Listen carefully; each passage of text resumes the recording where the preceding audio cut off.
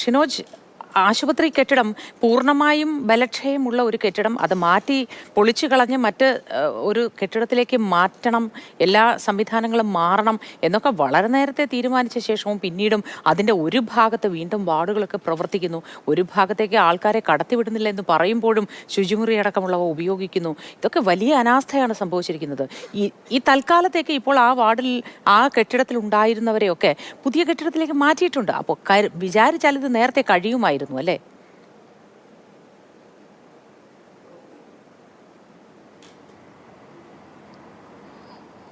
മോത്തി അത് തന്നെയാണ്. കാരണം നേരത്തെയൊക്കെ പറഞ്ഞത് ഇത് ഷിഫ്റ്റിംഗ്, അതായത് ഈ പഴയ ബ്ലോക്കിൽ നിന്ന് പുതിയ ബ്ലോക്കിലേക്ക് രോഗികളെയൊക്കെ മാറ്റുന്നത് വളരെ ബുദ്ധിമുട്ടേറിയ കാര്യമാണ്, അത് വളരെ സമയമെടുത്ത് ചെയ്യേണ്ട പ്രോസസ്സാണ് എന്നൊക്കെ ഒരു ന്യായമായിരുന്നു ആദ്യഘട്ടത്തിലൊക്കെ തന്നെ സൂപ്രണ്ടും അതുപോലെ തന്നെ ഇവിടെ എത്തിയ മന്ത്രിമാർ ഉൾപ്പെടെ പറഞ്ഞത്. പക്ഷേ ഇന്നലെ രാത്രിയോടുകൂടി തന്നെ ഈ ഒരു 75% രോഗികളെയും, അതായത് പഴയ ബ്ലോക്കിലുണ്ടായിരുന്ന 75% രോഗികളെയും ഈ പുതിയ സർജിക്കൽ ബ്ലോക്കിലേക്ക് ഇന്നലെ രാത്രി തന്നെ മാറ്റി.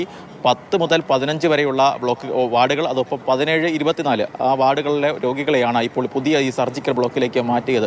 ഏകദേശം 1 മാസം കഴിഞ്ഞതിന് ശേഷമാണ് ഈ സർജിക്കൽ ബ്ലോക്ക് തുറന്നു കൊടുക്കുന്നതിന് വേണ്ടി സർക്കാർ തീരുമാനിച്ചിരുന്നത്. പ്രത്യേകിച്ച് മന്ത്രിമാരുടെ സമയമൊക്കെ നോക്കി ഒരു ഉദ്ഘാടനം ഒക്കെ നടത്തി ഒരു ആഘോഷമായ രീതിയിൽ ഈ സർജിക്കൽ ബ്ലോക്ക് തുറന്നു കൊടുക്കാനായിരുന്നു ഒരുപക്ഷെ ഈ ആരോഗ്യവകുപ്പിൻ്റെയൊക്കെ തീരുമാനം. എന്നാൽ ഇത്തരത്തിലൊരു വലിയ രീതിയിലുള്ള ഒരു അപകടം നടന്നതിൻ്റെ പശ്ചാത്തലത്തിൽ കൂടിയാണ് ഇന്നലെ രാത്രി ഇത്തരത്തിൽ തുറന്നു കൊടുക്കുന്നതിന് വേണ്ടി സർക്കാർ ഇപ്പോൾ എത്തിയിരിക്കുന്നത്. എന്തായാലും കൃത്യമായ രീതിയിലുള്ള വീഴ്ച പ്രത്യേകിച്ച് ഈ തെരച്ചിലിൻ്റെ കാര്യത്തിൽ സംഭവിച്ചു എന്നത് യാഥാർത്ഥ്യമാണ്. എന്തായാലും ആദ്യം 10:30 ഇത്തരത്തിൽ അപകടം നടക്കുന്നു. 12:30 ആകുന്ന സമയത്താണ് ഇത്തരത്തിൽ ഈ തെരച്ചിലിന് വേണ്ടി ഈ JCB ഉൾപ്പെടെയുള്ള സംവിധാനങ്ങൾ ഇവിടേക്ക് എത്തുന്നത്. 2 മണിക്കൂർ, നിർണായകമായ 2 മണിക്കൂർ സമയം ആദ്യഘട്ടത്തിൽ അവിടെ നഷ്ടപ്പെടുന്നു. ഒപ്പം ഇതുമായി ബന്ധപ്പെട്ട ആദ്യഘട്ടത്തിൽ മന്ത്രിമാർ നടത്തിയ പ്രതികരണം അത് വല്ലാത്ത രീതിയിൽ ഈ തെരച്ചിലിനെ ഉൾപ്പെടെ പ്രതികൂലമായി ബാധിച്ചു.